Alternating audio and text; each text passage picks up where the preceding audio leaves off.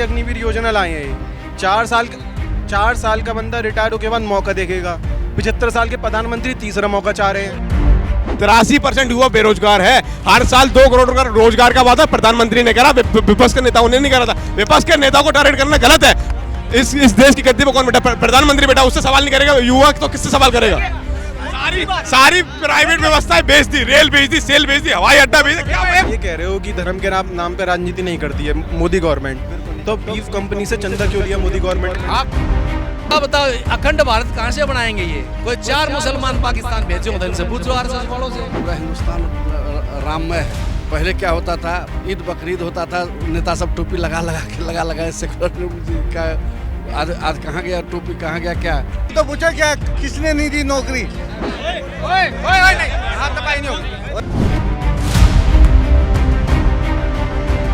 देश में 2 त्योहारों की धूम है। एक तरफ रामनवमी का त्योहार है तो दूसरी तरफ देश के लोकतंत्र का पर्व यानी कि लोकसभा चुनाव का बोलबाला है।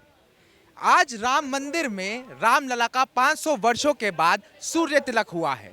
क्या इसका कोई प्रभाव आगामी लोकसभा चुनाव पर देखने को मिलेगा या किस पार्टी को इसका फायदा पहुंचेगा या नुकसान रहेगा, यही जानने के लिए आज हम आ चुके हैं दिल्ली के दिल कहे जाने वाले कनॉट प्लेस में। हमारे साथ कुछ लोग मौजूद हैं, उनसे इस पर चर्चा करेंगे और जानने की कोशिश करेंगे कि आखिर भारत की जनता के दिल में क्या है। तो आइए बात करते हैं। इसी कड़ी में हमारे साथ एक साहब मौजूद है। सर, आपका नाम? आपका नाम? जयप्रकाश शाह, जंगल राज बिहार। जंगल राज बिहार। चलिए इस बात पर आएंगे आपके पास। आपने जंगल राज बिहार कहकर बात शुरू करी।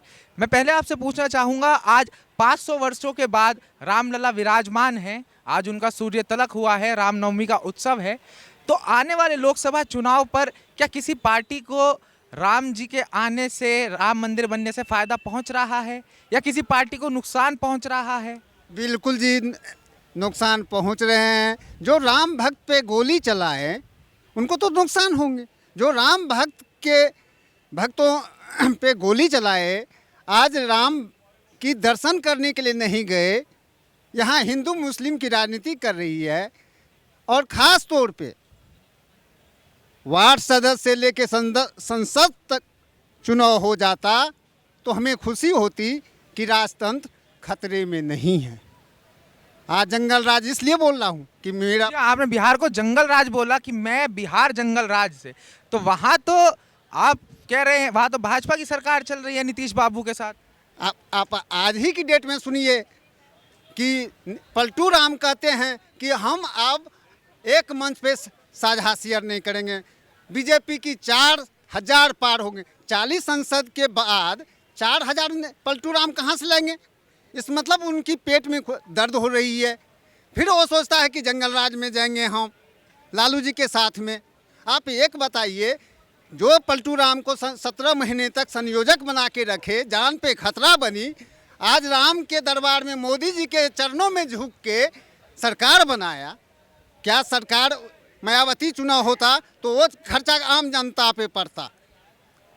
तो आप नीतीश को पलटू राम बता रहे हैं क्योंकि पलटू राम की मंत्री विजेंद्र प्रसाद यादव मेरा प्रॉपर्टी एवं प्रतिष्ठा लूट चुकी है और घर से निकलने के लिए रास्ता भी बंद कर दिया है। आज वही मंत्री अरबों खरबों का घटोला करता है तो सुप्रीम कोर्ट का दरवाजा खुल जाता है। आपके यहाँ तो भाजपा नीतीश जी के साथ ही चुनाव लड़ रही है। आप एक तरफ भाजपा को समर्थन दे रहे हैं, दूसरी जगह नीतीश जी को पलटू कह रहे हैं, तो वोट किधर जाएगा सर? हैं? हम तो देंगे बीजेपी को ही वोट देंगे। अच्छा, आप हमारे साथ एक साहब और मौजूद हैं, आइए बात करेंगे। हाँ साहब, आपका नाम? अरे भाई, मेरा तो नाम क्या है, सिंपल सा है, भारत का नागरिक हूँ मैं तो। जी, तो भारत के नागरिक होने के नाते मैं आपसे पूछना चाहूँगा, आज रामनवमी का त्यौहार है, 500 वर्षों के बाद रामलला विराजमान हुए हैं, आज उनका सूर्य तिलक हुआ है। क्या आने वाले आगामी लोकसभा चुनाव में किसी पार्टी पर इसका असर पड़ने वाला है? क्या लोकसभा चुनाव में इसका असर पड़ने वाला है? क्या राम मंदिर एक मुद्दा रहेगा? देखिए, आज रामनवमी है, वो पूरा देश का गौरव त्यौहार है, उसको पूरा देश मानता है और पूरा देश खुशी से मनाता है। और ये इशू राम मंदिर का अलग है और ये रामनवमी का अलग है। नहीं, भारतीय जनता पार्टी राम की बात करती है, राम के नाम पर वोट मांगती है कि 500 वर्षों के बाद हमने रामलला को विराजमान कर दिया, स्थापित कर दिया, राम मंदिर का निर्माण हो गया। देखिए, राम मंदिर की आस्था पर सवाल कोई उठा नहीं सकता, क्योंकि राम मंदिर पूरे देश का है। राम की आस्था सब में, आप में भी, इनमें भी, हमारे में भी है। लेकिन चुनाव का अलग मुद्दा है। चुनाव का मुद्दा राम मंदिर से ना जोड़ा जाए, ये बेटर है, क्योंकि इस देश में शिक्षा नीति नियत का चुनाव है। जो आदमी शिक्षा पर बात करेगा, जो रोजगार पर बात करेगा, जो महंगाई पर बात करेगा, चुनाव है ये उस चीज़ का। तो 2024 में आपके हिसाब से कौन चुनकर आ रहा है? देखिए, 2024 में चुन के वो आएगा जो भारत की जनता जिसको लोकप्रिय चाहती है, और आम जन जन की एक ही आवाज़ है, अब की बार इंडिया गठबंधन। इंडिया गठबंधन जब जब विपक्ष की भूमिका निभाई है, जब तब बीजेपी ने अत्याचार ज़्यादा किया, तो विपक्ष एक मजबूत हुआ है, और उस विपक्ष मजबूत होने से आज पूरे देश की जनता जाग चुकी है। मोदी का ये जुमला नहीं चलने वाला है। मोदी 2024 में जून के 10 तारीख के बाद चला जाएगा, ये निश्चित तय है। देश की जनता उखाड़ फेंकेगी बीजेपी। तो भाई साहब ये कह रहे हैं कि आने वाले लोकसभा चुनाव में इंडिया गठबंधन सरकार बना रहा है और भारतीय जनता पार्टी जा रही है। इस बात से आप कितना सहमत है? भाई साहब से मैं पूछना चाहता हूँ, ईस्ट इंडिया कंपनी चले गए, उनके 28 चोर अभी भी भारत माँ को ललकार रहे हैं। वो जो केंद्र शासित राज्य से लेके बम्बई तक ब्लास्ट हुई थी, यूपीए की सरकार थी, आज विपक्ष में है। एक ऑटो चालक के ऊपर अत्याचार हो रही है, क्योंकि चारा चोर लालू प्रसाद की बीवी है कांग्रेस।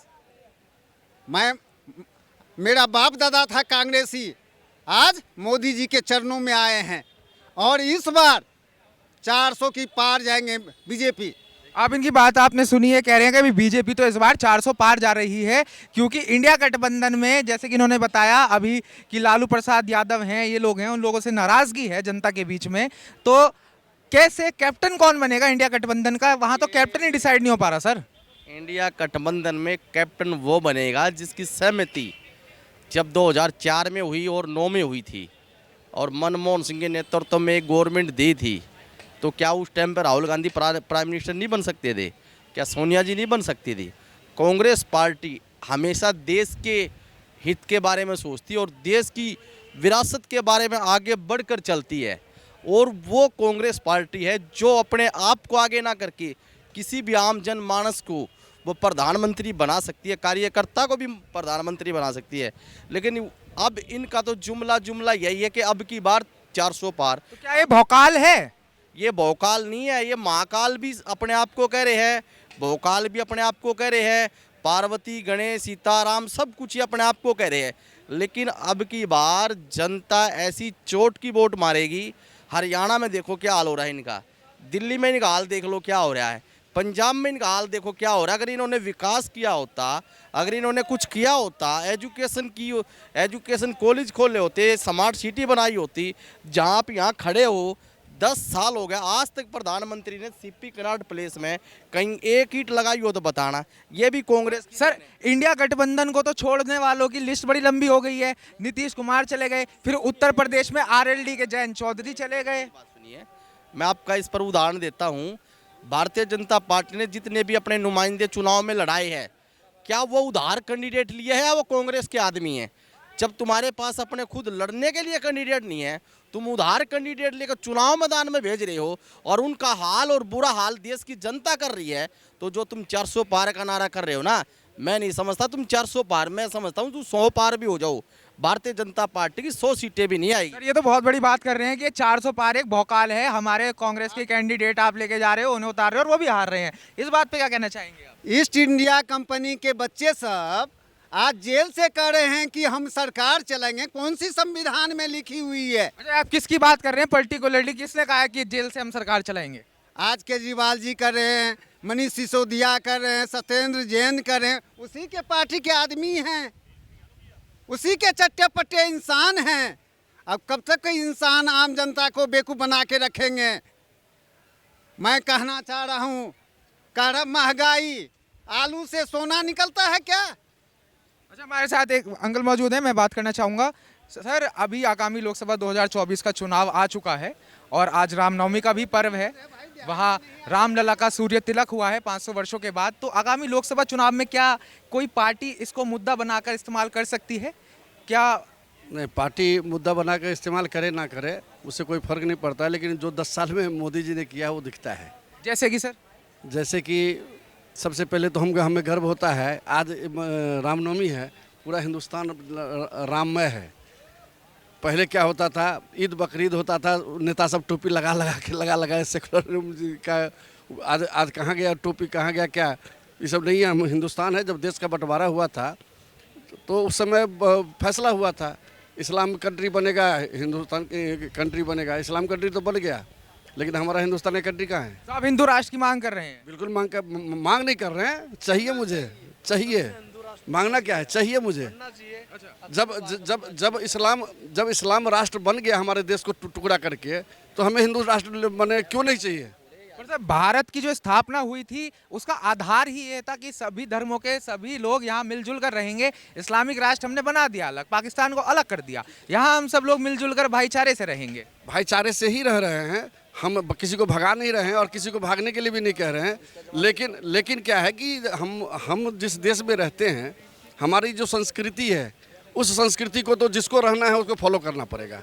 आपने भाई साहब की बात सुनी, कह रहे हैं कि भारत देश की एक संस्कृति है, जिसको यहाँ रहना है उसे उसको मानना पड़ेगा। आप क्या कहना चाहेंगे? देखिए, मैं नहीं मानता, ये देश सबका है।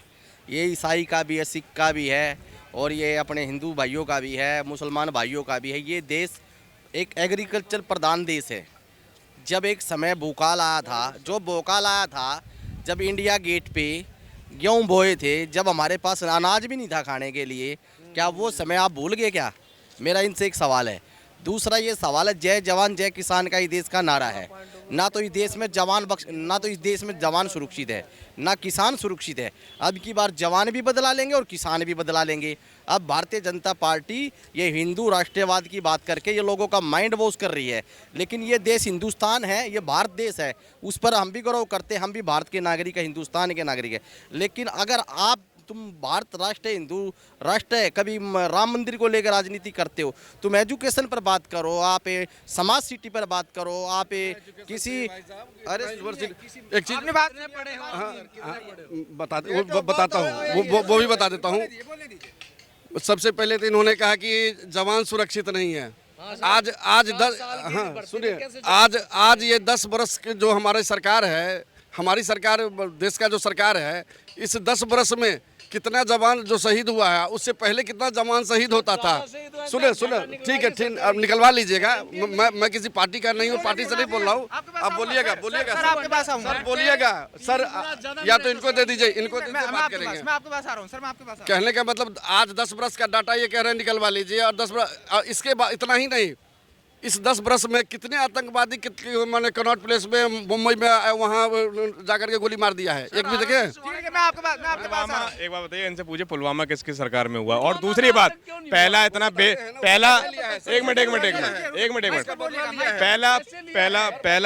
प्रधानमंत्री, अरे सुनो बात सुनो, अरे एक मिनट, पहला प्रधानमंत्री देखा है इतना घटिया प्रधानमंत्री जो शहीद वीरों के नाम पे वोट मांगता है। इससे पहले कई प्रधानमंत्री और भी रहे हैं, उन्होंने किसी ने शहीद वीरों के नाम पे वोट मांगा? 2019 में मोदी जी ने नहीं मांगा है। आज़ादी के नाम पे 70 साल से राज किया है, हमने कुर्बान दिया है, उस पर 70 बरस राज किया है कि नहीं? क्या इंदिरा गांधी से स्ट्रॉन्ग आज तक कोई प्राइम मिनिस्टर ही नहीं हुआ। पाकिस्तान उधर से भी मारता था, इधर से भी मारता, बांग्लादेश से 2 टुकड़े कर दिया, अमेरिका हमारे घर में आके घुस गया था। आपको पता क्या है सर? ये लोग तो वो है पाकिस्तान में जाके बिरयानी खाते हैं, पाकिस्तान में जाके सुनिए सर, आराम से एक एक करके बात करें। हाँ बताइए। सुनो, ये बोल रहे हैं, देखिए पक्ष को देखिए, पक्ष विपक्ष, सुनिए आप बात सुनिए। पक्ष को देखिए, यहाँ एक हेल्दी डिस्कशन हो रहा है। सुनिए आप मेरी बात सुनिए, नहीं सर, ऐसे नहीं चलेगा। नहीं ऐसे नहीं चलेगा। देखो एक मैं बता रहा हूँ, इन लोग को पता नहीं है, और इनके ना परिवार से कोई आर्मी में होगा भी नहीं। ये बोले ना, ये बोल, सुनो ये बोल रहे हैं, ये बोल रहे हैं। नहीं देखिए, ऐसे बात नहीं हो पाएगी। अरे भाई सुन, अरे जब एक एक करके बात होगी, ऐसे बात नहीं हो पाएगी। आपकी बारी आएगी बोल देना, बारी पे बोले अपनी। मैं बोलना सुन लो। सर बात नहीं हो पाएगी। प्रचार देखिए भाई साहब पहले पता सुनो, पहले पता सुनो, पहले सब बोलेंगे, आप सब बोलेंगे। चलो बोलो। आज सबसे बताइए, आप ही पूछिए, आप बोलिए। आप अपनी बात रखिए। सबसे पहले तो हमारा देश धर्म के नाम पे बना ही नहीं था। पहली बात तो सुन लो, सारे सुन लो भाई। वो द पीपल ऑफ इंडिया था, ठीक है, उसमें सभी थे। और मुसलमानों को चाहना होता, मुसलमान भी जा सकते थे पाकिस्तान में, ठीक है, जिसको हिंदू जाना जा सकते थे। लेकिन ये धर्मनिरपेक्ष देश था, आज भी है। तो एक बात बताइए भाई साहब, या किसानों को मार रहे हो, पीट रहे हो, 4 साल की हर साल 700 से 800 भाई कितने 700 से 900 700 से 900 भर्तियाँ होती थी हमारी फौजियों की। आज 4 साल हो गए, एक भी भर्ती नहीं है कोरोना के बाद से। बता दो कितनी भर्ती। मैं आपके पास आऊंगा अभी। पूरी सुनिए, पूरी सुनिए। एक बात बताओ, अखंड भारत कहाँ से बनाएंगे ये? कोई 4 मुसलमान पाकिस्तान भेजे होते, इनसे पूछ लो आरएसएस वालों से। ठीक है, अब रुकिए, मैं आपके पास आऊंगा। बात पहले पता होता क्या था, जो कश्मीर में थे हमारे सैनिक, अगर वहाँ से गोली आती थी ना, यहाँ से दिल्ली से पता क्या ऑर्डर जाता, ए रुकना, अभी नहीं चलाना जब तक हम नहीं बोले। ठीक है सुनो, अरे यार तुम्हें ज्ञान तो होता नहीं है, बस यही बात है, तुम्हें ज्ञान नहीं है। इनको सब पता है। और धर्म की राजनीति पे इंदिरा ने देश को बंटवाया, तुमने कैसी बातें कर रहे हो? तुम्हें पता नहीं है। भाई साहब ये डिग्री वाले विद्वान हैं, ये डिग्री वाले विद्वान हैं। मोदी वो आदमी है, ये वहाँ पे सर्जिकल स्ट्राइक करके अंदर जाके घुस के मार के, इन लोग को वो चीज दिखेगा नहीं है। 4 पेड़ अब रुको भाई ये बोल रहे हैं सर्जिकल स्ट्राइक हुई पाकिस्तान पे, वहां जाके मारा, क्या सही थी या गलत है? एक बात बताइए, सत्यपाल मलिक जहाँ के वो गवर्नर थे, उनका बयान है, जो पुलवामा हमले से पहले जो गतिविधियां हो रही थी, गलत गतिविधियां हो रही थी, उन्होंने बाकायदा अमित शाह को चिट्ठी लिखी थी कि यहाँ गतिविधियां हो रही है, यहाँ पे देखा एक तो आपस में एक दूसरे से ना भिड़े, सब भाई है, आराम से माइक पर बोल रहे हैं। इस तरीके से शो नहीं चलेगा। भाई साहब देखो, इनकी यही बदतमीजी से देश का बंटवारा हुआ था, यही बदतमीजी से हमारे हिंदू मुस्लिम हुई। मेरी बात सुनिए, मैं देश की सेवा आजीवन करना चाहता हूँ, मैं देश की सेवा आजीवन करना चाहता हूँ। मैं 4 साल सेवा क्यों करूंगा, आप बताइए मुझे। सुनो अग्निवीर की कहानी बताओ भाई साहब। उस पे पता क्या, उस पे रखा जो गया है, अगर आप काबिलियत होंगे आप आर्मी में रहोगे, अगर आप काबिलियत नहीं होंगे तो आपको निकाला नहीं जाएगा, आपको 20 लाख रुपए दी जाएगी ताकि आप कोई बेरोजगार कर सको। इसमें क्या बुरा है बताना भाई? अगर मुद्दा इस तरीके से चलेगा, आप लोग आपस में बहस ना कर अपनी बात माइक पर रखे तो देश तक जाएगी। आराम से कैलाश विजयवर्गीय बोलता है कि जो 4 साल की अग्निवीर योजना है, वहां से जब वो अपना करके आएगा नौकरी, हम भाजपा के कार्यालय में उनको नगार लगाएंगे। ये आर्मी के सम्मान ये करेंगे। इन्होंने 52 साल तिरंगा नहीं फहराया, इनसे देशभक्ति सीखेंगे हम। चलो ठीक है सर, ये वो पार्टी है, ये कन्हैया कुमार जस्सू को टिकट देने वाली पार्टी, ये क्या देश का भला करेगी? बताऊंगा इसको, देखिए आप सुनिए मेरी बात। सुनो अमित शाह को तो चूड़ियां पहननी आपस में बात नहीं होगी, बात माइक पे होगी। अच्छा, आप उस कन्हैया कुमार का आप जिक्र कर रहे हो, जिस कन्हैया कुमार, अरे सुनिए, जिस कन्हैया कुमार को इंडिया गठबंधन ने अपना उम्मीदवार बनाया है। अरे सुन तो ले, अपनी बात तो सुन ले। जो आदमी इंडिया गठबंधन का उम्मीदवार बनाया है, उसका फैसला देश की जनता करेगी। उसका डेमोक्रेसी लोकतंत्र में वोट से उसका फैसला होगा, आप उसका फैसला नहीं कर सकते। अरे फैसला करने वाला तू कौन पैदा हो लिया, ये तो बता। मैं भी तो जनता ही हूँ। आम मोदी एक तो शांति से बात होगी सब। देखो मेरी बात, आप लोग पहले मेरी बात सुन ले। नहीं बिल्कुल, एक तो भाईचारे से बात होगी, आराम से सम्मान से बात होगी एक दूसरे से, सब हम लोग एक दूसरे के हैं। हाँ, आपका सवाल है, आपका सवाल आगे आइए। आपका सवाल मुझे ये बताओ, आप एक मिनट अभी बंद कर दे, 10 मिनट। हाँ आप बताओ। आप ये कह रहे हो कि धर्म के नाम पे राजनीति नहीं करती है मोदी गवर्नमेंट, तो बीफ कंपनी से चंदा क्यों लिया मोदी गवर्नमेंट ने? आप भाई तो सुनो, चंदे वाले प्रूफ हुआ, गाय काटने वालों से सुनो प्रूफ हुआ भाई। हाँ एक मिनट सर कुछ बोलो। हाँ बोलो, सवाल क्या था, मैं अभी आ रहा हूँ। इनका सवाल है। और एक बीफ कंपनी से मोदी गवर्नमेंट ने चंदा लिया है, दूसरा एक मिनट मेरा दूसरा क्वेश्चन मेरा ये है, दूसरा जो चंदा लिया है सिर्फ सेना ने लिया है, सिंधे वाली गवर्नमेंट ने। इन दोनों ने, वैसे हिंदू धर्म कहते हैं, तो उन्होंने वीव कंपनी से चंदा क्यों लिया है? सर इस बात का जवाब आप देखो, इस बात का भी प्रूफ हो नहीं पाया इनको नॉलेज। अरे मेरे भाई आरटीआई भाई इतनी बड़ी लिस्ट आ गई है, देख लो अब ऑनलाइन। यही तो सुप्रीम कोर्ट बेवकूफ है क्या? इस चीज का, अरे वही बात है। ये तो अच्छा। और रुको आ जाओ। माइक होगा अगली बार ना, तो इस भाई के पास माइक होगा, गारंटी है मेरी, लिखवा दूं। A4 पेपर लिया, इसके बाद माइक भी नहीं होगा और छोड़। नहीं माइक तो हमेशा रहेगा। रुको एक चुने हुए मुख्यमंत्री को उन्होंने जेल में डाल दिया है कन्विक्टेड के ब्याह पे। और उसी से भाजपा ने पहले बोला शराब माफिया मिल गया, शरद चंद्र रेड्डी 55 करोड़ रुपए भाजपा ने चंदा लिया है। और उसी भाई ये एक मिनट करके, एक मिनट। नहीं हाँ अंकल आप सवाल करो, हमसे हम जवाब देते हैं तुम्हें। ये है कि 2024 में कौन चुनकर आ रहा है लोकसभा चुनाव? इसमें कोई कहने की बात नहीं है। जन जन में, हर लोगों में, पूरे भारत देश के अंदर सब यही कहा कि मोदी सरकार तीसरी बार रिपीट करेगी। सब अपने कार्यों के वजह से, विकास के लिए, वो विकास के लिए जानी जाती है बीजेपी, तो इसलिए बीजेपी आएगी। इसी बात पर इस भाई ने एक सवाल करा, आप सवाल अपना दोहराएं। मेरा दूसरा क्वेश्चन एक ये है आपसे, आर्मी की जो अग्निवीर योजना आई है, आर्मी की अग्निवीर योजना लाए हैं, 4 साल का बंदा रिटायर होके बाद मौका देखेगा, 75 साल के प्रधानमंत्री तीसरा मौका चाह रहे हैं। देखिए, अरे एक मिनट सुनो, मैं ये कहना चाहता हूँ युवा वर्ग को, तुम खाली बैठने से अच्छे भीख मांग रहे हो जो, उससे अच्छा अपने एक मिनट सुनो हेलो सुन ले, आप देख सुनो, हाथ नहीं, मैं ये कह रहा हूँ, आप जब कहते हो बेरोजगार हैं, और जो युवा यहाँ के नहीं, गांव के युवा, जो खेतों के युवा जो काम करते हैं, वो भर्ती हो रहे नहीं हो रहे उसमें। भर्ती होने के बाद जब उनको इकट्ठा पैसा मिल रहा है, तो उनको तो रिटायर होने के बाद भी इतना पैसा नहीं लोगों को मिलता था पहले, तो अब उनको इतना पैसा मिल रहा है तो व्यवसाय कर सकते हैं।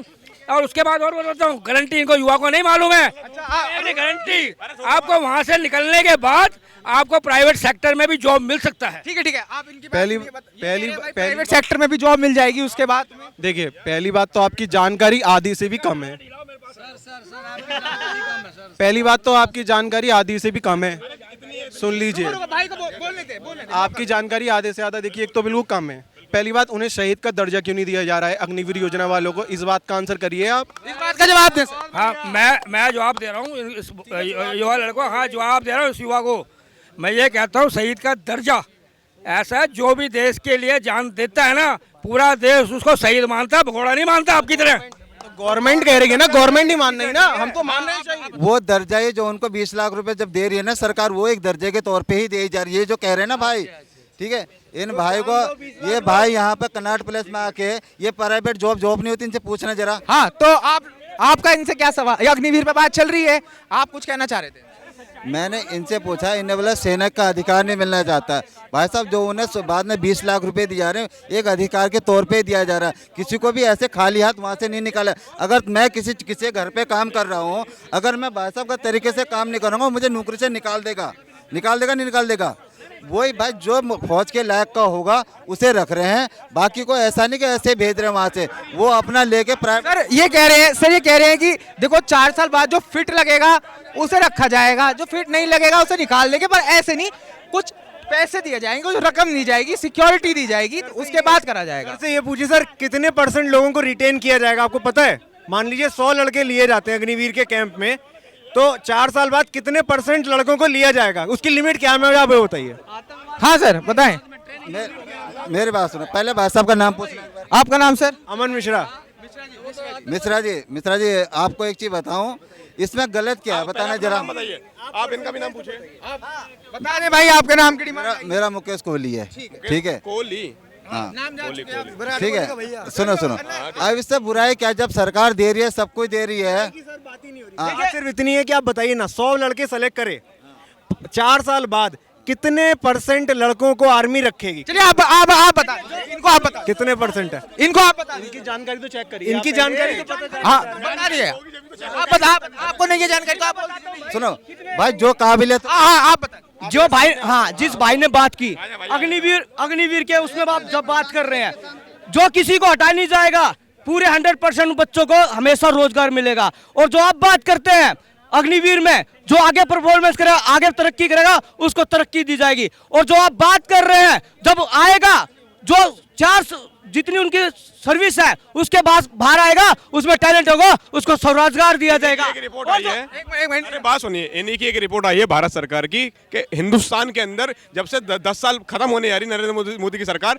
83% युवा बेरोजगार है। हर साल 2 करोड़ का रोजगार का वादा प्रधानमंत्री ने करा, विपक्ष के नेताओं ने नहीं करा था। विपक्ष के नेताओं को टारगेट करना गलत है। इस देश की गद्दी पर कौन बैठा? प्रधानमंत्री बैठा, उससे सवाल नहीं करेगा। युवा तो किससे सवाल करेगा? सारी प्राइवेट व्यवस्थाएं बेच दी, रेल बेच दी, सेल बेच दी, हवाई अड्डा बेच दी। एक मिनट भाई कुछ कह रहे हैं, एक मिनट रुको एक मिनट इससे बोलो खरीदा कौन? इससे बोलो खरीदा कौन? एक मिनट भाई, एक मिनट। अरे रुक तो जाओ। हल्ला नहीं होगा। इस भाई से पहले ये पूछो, ये बेरोजगार है? इससे ये पूछना, ये बेरोजगार है? हाँ आप जवाब दीजिए। मेरा खुद का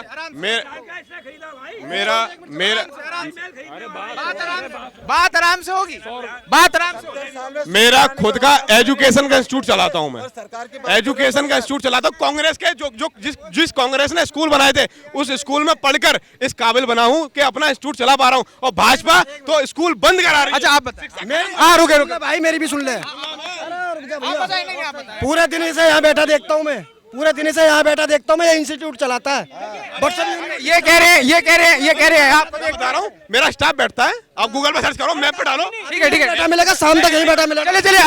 चले किसी और से बात करते हैं, किसी और से बात बात। हाँ तो आप यहाँ देखते हैं आप इनको? बिल्कुल देखता हूँ भाई, मेरी दुकान है, मैं जब भी सिगरेट पीने बाहर निकलता हूँ मैं यहीं देखता हूँ इसको बैठा हुआ। जब ये आप पे आरोप लगा रहे हैं। ये लोकेशन दिखा दीजिए, ये मेरा ऑफिस है और ये मेरे स्टूडेंट। आप क्या कह रहे हैं सर? आप क्या कह रहे हैं? आइए एक मिनट। इनका एजुकेशन लेवल तो पूछो, क्या किसने नहीं दी नौकरी? ओए नहीं, हाथ दबाई नहीं।